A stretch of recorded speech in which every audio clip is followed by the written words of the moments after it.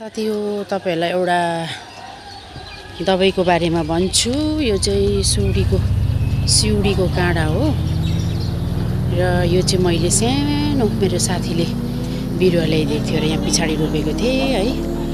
र जसको पनि शरीरमा है जिउमा चाहिँ मुसा पलाएको हुन्छ नि, मासु पलाएको, यो चाहिँ टक्कै यसको यो पत्ता चुट्टाएर ठ्याक्कै कस्तो नराम्रो देखाइन्छ तपाईहरुलाई।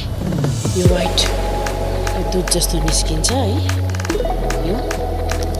यो चाहिँ लाउनु भयो भने चाहिँ चट्टै हुँदो रहेछ है। यो है यहाँबाट पनि चुन्दैछ यहाँनिर।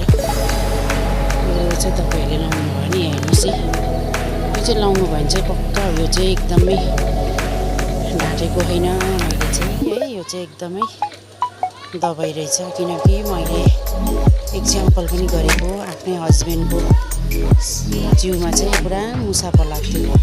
मुसा होइन, मासु पलाएको थियो। सरी गाइज है, भन्नु पनि के भन्नु पाउँछ।